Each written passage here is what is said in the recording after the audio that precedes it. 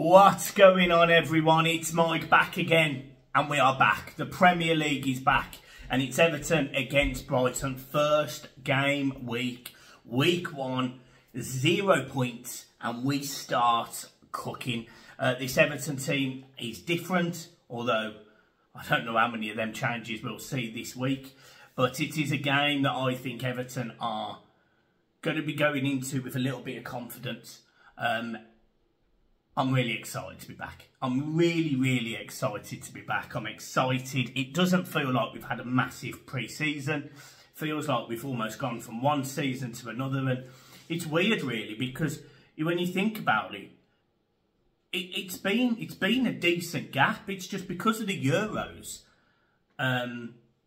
It's sort of paled into insignificance, and then pre-season's come at it quite quickly. And we've gone through the games. It's just been a bit of a whirlwind, and there's been actual transfers which, you know, Everton notoriously in the past have held off until very late in the window, whereas this season they didn't. They were more strategic with it and looking at signings, etc. And yeah, I am happy with where we are. Do I think we still need a couple of players? Yes. Did I watch Sean Dyche's press conference today? Yes. Did he mention the fact that we might not get anyone else? Yes. So, you know, there is a caveat to all of that. I do think that if the sale had have happened with the Friedkin group, I think we would have probably made a couple more signings, or at least there would have been money available somewhere, somehow. But obviously that pulled out, and the fact that, and we'll talk about it in a minute, but the fact that a new exclusivity deal for another person has happened, that does make me think that the Friedkin group have walked away from Everton. That does make me think that. So, that's where we are. But Everton go into this game against Brighton off the back of a 1-1 draw with Roma, back of a 3-0 win against Preston, a 3-0 defeat to Coventry. We also played Motherwell in there and won 6-0. We've played Salford, we've played Sligo Rovers. We've had a bit of a mixed pre-season, but it's all been local. You know, these players have not been jetting off all over the world. You know, I think, if I'm not mistaken, I think Brighton have been in Japan or somewhere like that in a tournament across the world. And again, look, this may have happened 2 or 3, 4 weeks ago, so, you know, I'm sure they're also match fit. But when you look at their pre-season, they've won every game. They've played some decent teams. But I think you can argue that Roma is the sort of standout. I don't know the comparison between Roma and I think they played Villarreal. I don't know the difference in terms of, you know, the European coefficient. But Roma are a decent team. And I'm really happy that we got a 1-1 draw. And I also think we could have actually, in that second half, won the game. So I'm happy with where Everton are going into this game. And then also on top of that, I think it's really positive to mention the additions. You know, we've seen Lilliman and Die, and he lights the place up. Now, I'm going to talk about my starting 11 in a minute, but for me, every time he's on that pitch, I'm excited. It's been a long time since I've watched a player be able to turn, carry the ball as well as he can, and do something at the end of it, whether it's a shot, whether it's a pass. There's something at the end of it, and that excites me so much. Lindstrom, not that this is an issue, but I haven't seen enough of him yet to go, yeah, you're brilliant, or yeah, you're okay, or whatever. I haven't been able to make a judgment call yet. But this is a kid that's clearly got a right foot on him. He scored a decent goal pre-season to make it. Was it 2-0? He made it against Preston, was it? So he's clearly got, you know, decent range of shots. He's quick. And we know that he'll put the mileage in terms of defensive work, because we saw that against Roma. So again, no issues there on that standpoint. So again, another addition coming in and showing that they've got a bit.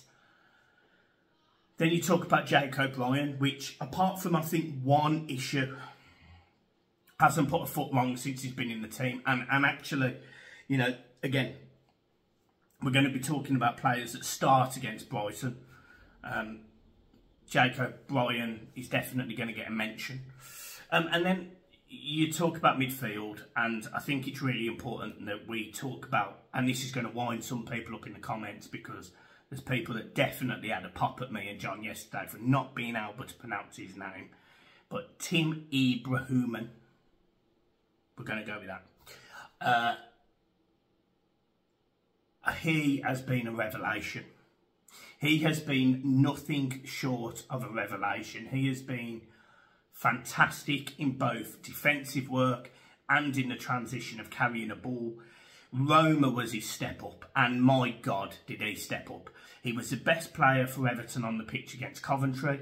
He was one of the best players against Preston, and in my opinion, he was the best Everton player on the pitch against Roma. He was brilliant, and I'm really, really thrilled that Everton have signed such a talented young man. He has got everything, and for me, he absolutely starts this game because he thoroughly deserves to get his, I think it would be his first Premier League start. He thoroughly deserves it, and I truly think that Everton are a better team with him in it. So let's talk about Michael's team, shall we? We go Pickford in goal. We go Vitaly Mykolenko at left back. We go Jake O'Brien and I'm just going to say Tarky in the two centre halves. On the right hand side, we have to go with Ashley Young. Nathan Patterson and Seamus Coleman are both injured. However, there is some reinforcements on the bench and they're very quick. So let's just talk about, you know, at least there's a player there that could maybe get some Premier League minutes as well. In terms of midfield, I'll go with Ladrissa Ganagai and Tim Ibrahimovic, and then the front four, because I think they can all rotate. I do go with Dwight McNeil. I think some people thought I was saying O'Neill the other way. I wasn't deliberately doing it, but Dwight McNeil. I'll go with Lillian Ndiaye in the 10. I'll go with Jack Harrison on the right-hand side, and I do start Calvert-Lewin. That team, I think, is a good team. Now, Brighton have made some signings. We know that. They've made a signing, Yakubu Minta, a player that Everton were really keen on signing. A player that I did think at one point we were going to sign, and unfortunately that deal fell through for various reasons. I think as long as Everton can control the width that Brighton can play with, you know, we all know the damage Matoma can cause. It doesn't take a rocket scientist to see how good Minta is. So as long as we can contain them two, I think we're going to have a decent game. They've also lost some pretty key players. For me, Pascal Grobe is a huge loss, and I know some Brighton fans might not think it. I know in terms of his age, I think he was getting older, but he was a hell of a player. He was a hell of a player, and I think he will be a big loss. I just think Everton are comfortable. I just think Everton are comfortable, and I think at home, first game of the season, in the last season at Goodison, I do think Sean Dyche will have this team up for it. He'll have them playing on the front foot, and so he should, because Everton looked better playing on the front foot.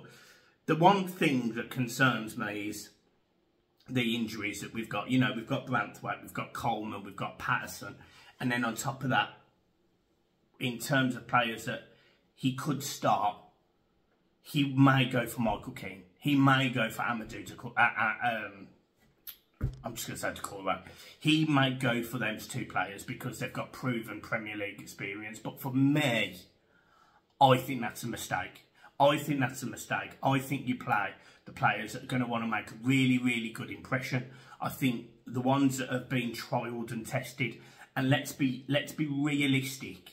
As of this pre-season, certainly Doucouré hasn't worked. And Michael Keane, although he's had a decent pre-season, I'm not going to slag him off. We know what he is. We know his limitations. We know his positives. We know his limitations. And for me, I just think that Jake O'Brien is probably the right shout. That's my opinion. And I would be really happy if Jake O'Brien starts alongside Tarkowski. So that's what I want to see. And then, you know we've got no issues with goalkeeper. And then you talk about the forward. Well, Calvert-Lewin, rightly or wrongly, he's still an Everton player. Rightly or wrongly, he's still getting minutes. And rightly or wrongly, he probably will start on Saturday. the positive to that is he scored a really, really good goal against Roma, where he shrugs off a defender, he cuts inside and slots it into the side of the goal. It's good play, it was good centre-forward play, and we've got players there in those front three positions behind him that can actually play off him. You know, Lilliman and Dye will not be too far away from Calvert-Lewin. Dwight McNeil will always be ready to throw the ball into the box. And Jack Harrison, although we know what we're getting with Harrison, i.e. he's an okay footballer in terms of Premier League level, he's looked fairly sharp in pre-season, and I think part of that is because he knows there is a Lindstrom in the wings waiting for him to not be as sharp, not be as good. And this is the opportunity where Jack Harrison needs to take it and cement himself, because fundamentally they're both on loan. It's almost like a trial year for the two of these, I suspect. So one of them's going to win. The one needs to get it right. So for me, that's what excites me. As long as we can get those four players on the ball in the Brighton half, we are going to cause problems. And then Tim will carry the ball. Tim will carry the ball. Tim will do the defensive work. Tim will pick up the ball from Garner and carry it forward. And that excites me. Again, we've got a midfield that aren't static, aren't playing like crabs. And that's what we need. People that are going to go, do you know what? I'm going to carry that ball 10, 15 yards forward. I'm going to make sure that we pull the centre midfielder out so we've got more space on the left and the right. I'm going to make sure that nobody quite knows what pocket of space I'm sitting in. So I'm, you know, once the centre midfielder might pop up on the left-hand side, more supporting the left winger, or the right-hand side. So nobody knows where to carry him. Their centre midfielders will move, which allows more space for our wingers, or, you know, for the other centre midfielder to walk into. There's definitely opportunities there if you play 4-2-3-1. But even if you don't, even if you go with a traditional 4-4-2, which Dyche has seemed to do this pre-season, you still would trust the two of them in midfield to go backwards and forwards. We know the engine that they've both got. We know Garner will literally run all game. We know Tim will run all game. And we know the two wingers will do the work defensively up and down. We know that the Calvert-Lewin's got a goal in him. Whether he's going to start this season well, I don't know, but he has got a goal in him and he's played all right. And you've got Lilliman and Dye, who we know is more than capable of creating absolute magic. So, in my opinion, in my honest, excitable opinion, this is actually probably one of the most creative Everton sides we have seen in probably the last 5, 6, 7 years. So, am I excited? Yes. Am I up for it? Yes. And I think everyone else should be too, because this is the last season at Goodison. And by God, we're going to make this a memorable one. We have to make this a memorable one, because Goodison deserves it. The old lady deserves it. She has been an absolute staple of our football club for 100 and whatever it works out, 125 years or whatever it is. Goodison is absolutely everything to do with Everton Football Club, and it's incredible to think that this is it. You know, it's actually mad to think that after all these years and after all of the ups and the downs and the new stadium projects, you know, whether it be the dock, whether it be the joint stadium decision with Liverpool, I was going to say the Red Shot, but with Liverpool, it's incredible to think that we are where we are. This is the last season at Goodison, and it has to be a memorable one. It has to be a positive one, and it has to be one where it ends on a positive note. And yeah, I think Everton win. My first score prediction of the season, I'll go Everton 2-0. And I really hope that's the case. So, guys, look, I'm leaving it there. Make sure you hit the like and subscribe button. Your support has been fantastic during the summer, and I really hope it continues on during the season. John will be back for the match reaction as well, and we will see you soon. Up the toffees. Peace.